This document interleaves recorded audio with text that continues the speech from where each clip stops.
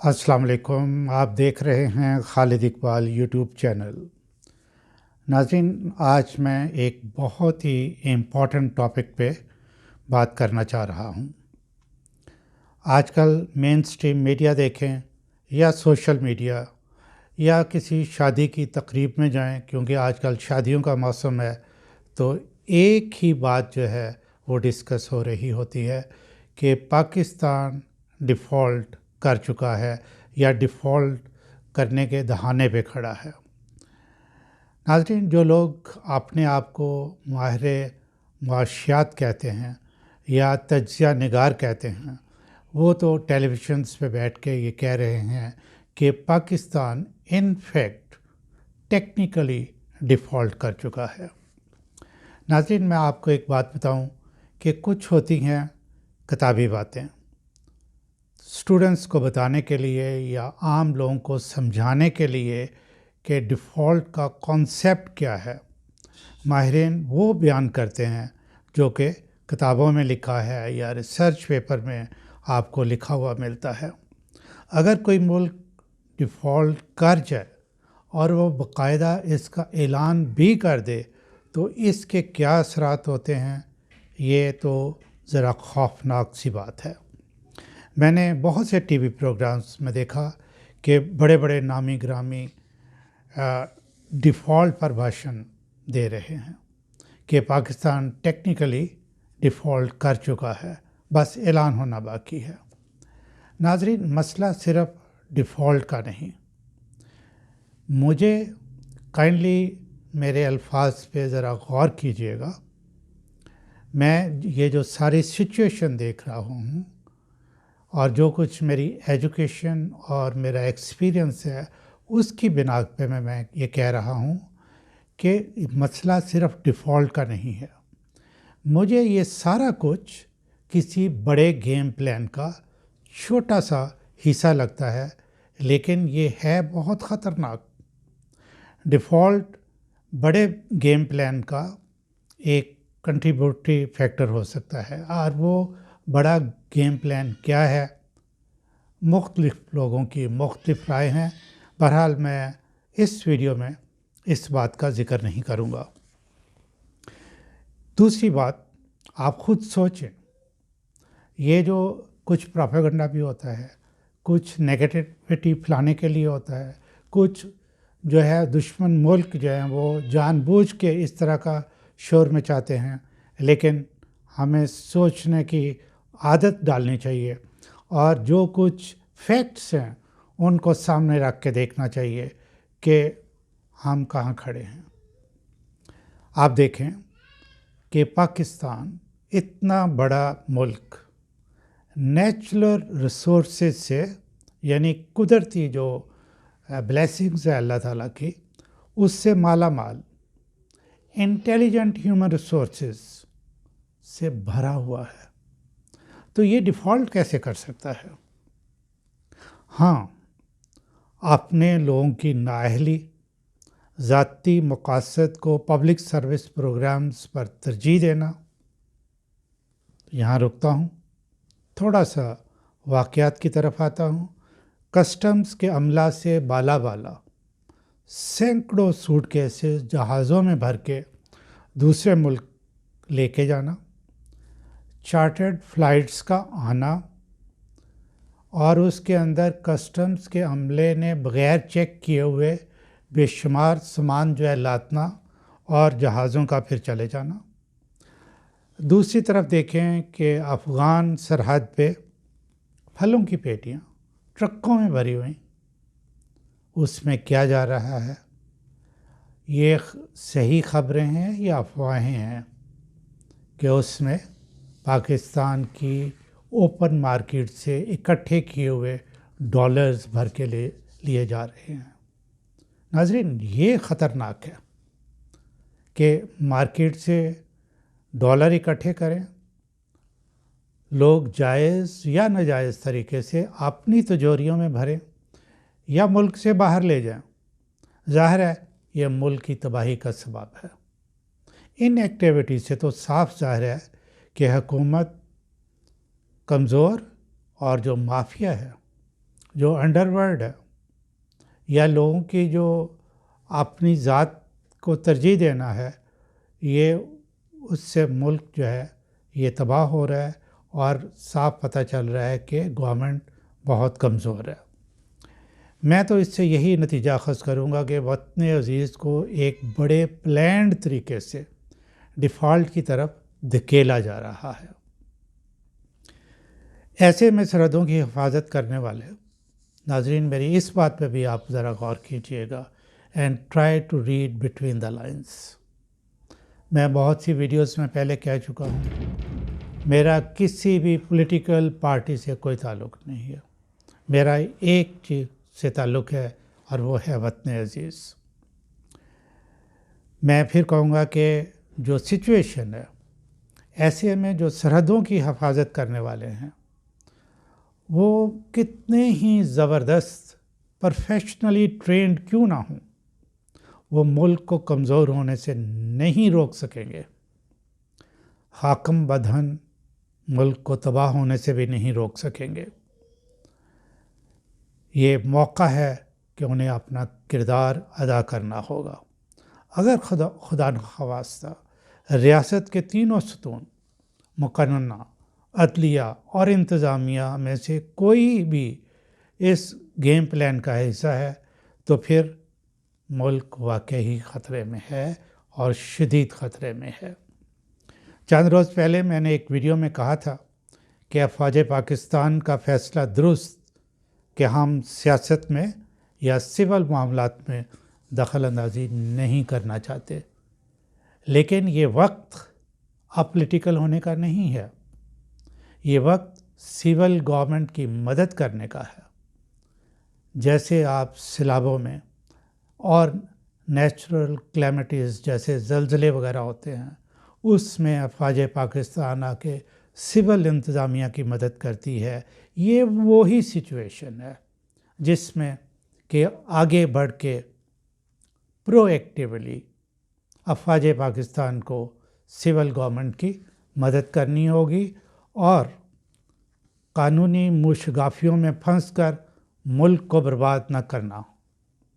ایک رپورٹ کے مطابق اسٹیٹ بینک کے پاس اس وقت تقریباً $7.25 ارب جو ہیں، ان میں سے $3 ارب تو کہنے کو سعودی عربیہ کے ہیں۔ اگر اسٹیٹ بینک کے پاس 4.25 یا 3.5 ارب ڈالر ہیں تو اس کا مطلب یہ ہے کہ میڈیسن بنانے کے لیے جو را مٹیریل استعمال ہوتا ہے، ڈفرینٹ قسم کے سالٹس وغیرہ، ان کے لیے بھی پیسے نہیں ہیں۔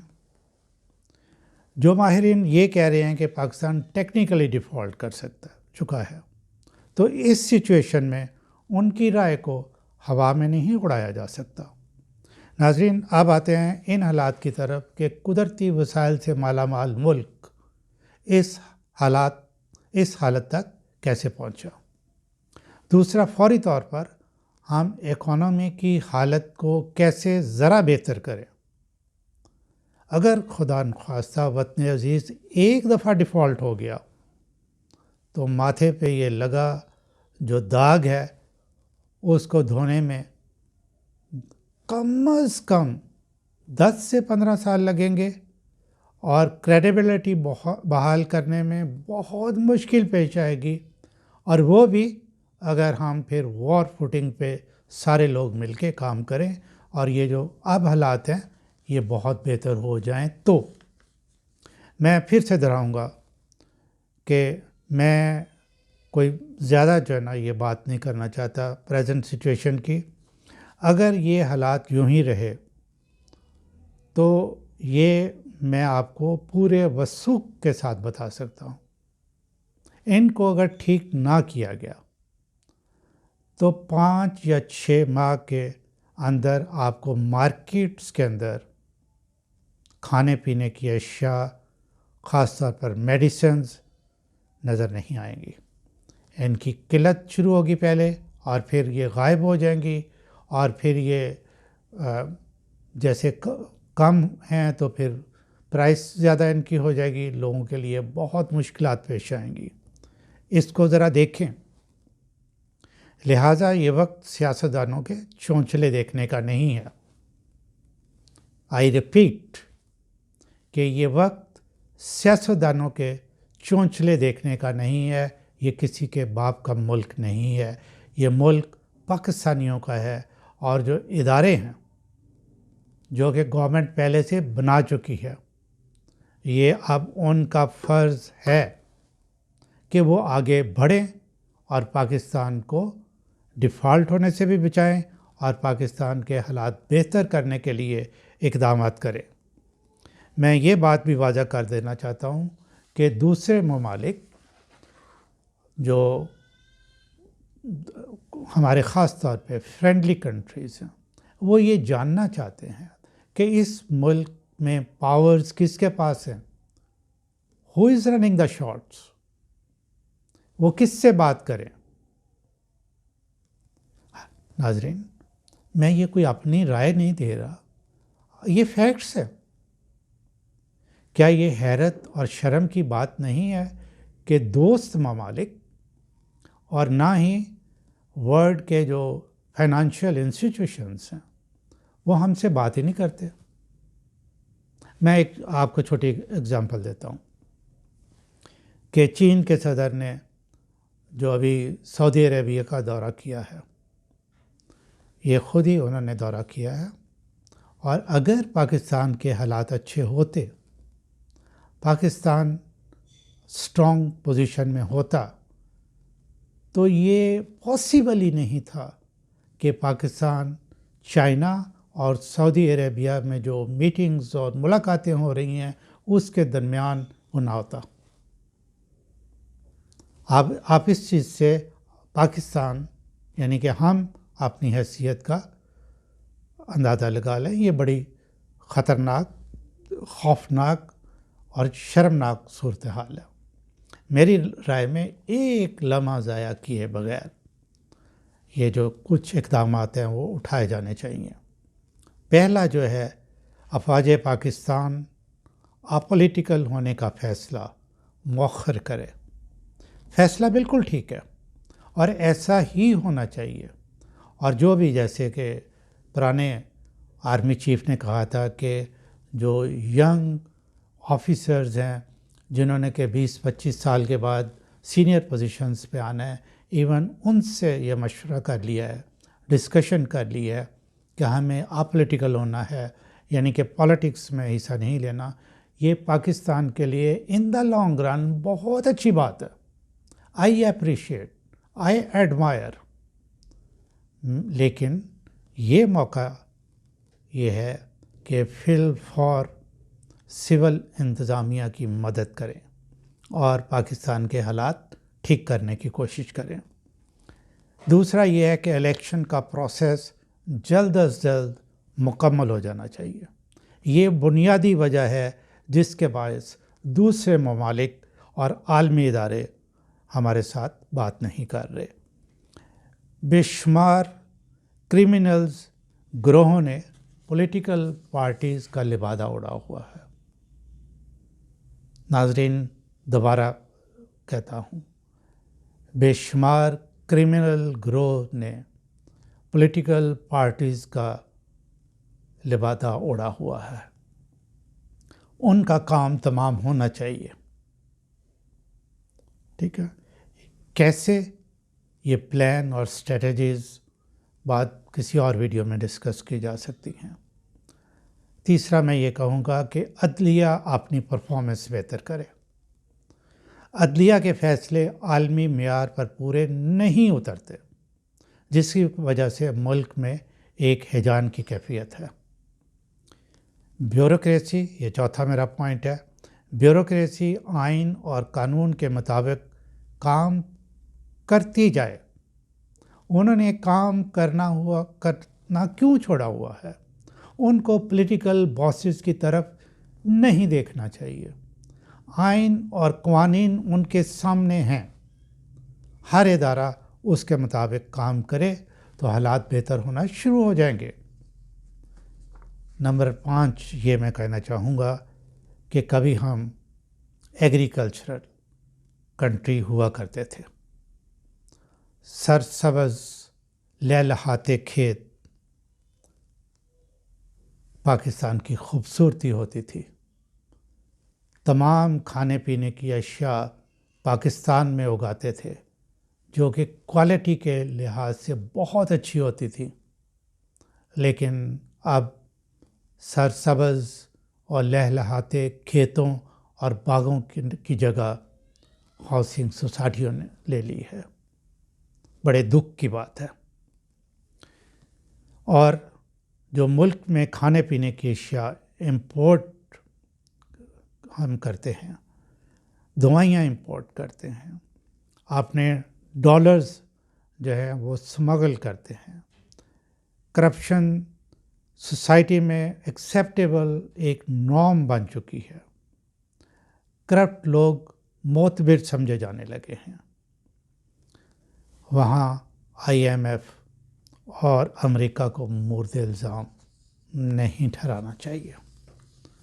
ناظرین، میرا کسی سے کوئی تعلق نہیں. حالات آپ کے سامنے ہیں. جو چیز آنکھوں سے نظر آ رہی ہے اس کو ڈینائی نہیں کیا جا سکتا. آپ اپنے گریبان میں منہ ڈال کے دیکھیں. ٹھیک ہے، اس سال کے جب یہ گورنمنٹ آئی اسی سال کے شروع میں، تو اسٹیٹ بینک کے پاس تقریباً 20 ارب ڈالر موجود تھے. ان کا کیا ہوا؟